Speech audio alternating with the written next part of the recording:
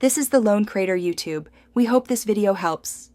You start by opening the image and immediately making a duplicate layer so you can revert changes. This protects the original pixels. Next, confirm the document color mode and bit depth because that affects paint blending and export quality, so set RGB 8-bit or 16-bit as needed. Then hide any unnecessary guides or assistant layers to reduce visual clutter. Once that's done, rename the duplicate layer for the edit you'll perform and set layer visibility to compare before and after. You now focus on tonal and local corrections.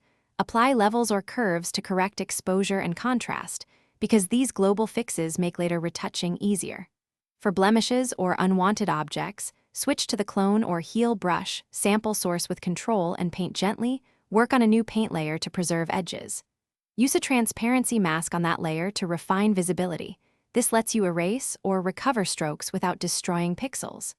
Once comfortable, lower brush opacity for subtle, realistic blending. To finish, review your image at 100% and make selective sharpening or noise reduction where needed, because final output often reveals small issues. Create a flattened copy to test the final look while preserving the layered master for future edits. This ensures flexibility.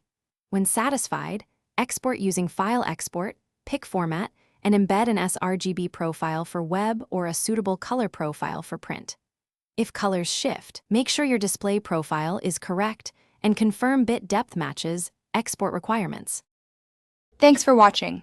Consider subscribing if we helped you.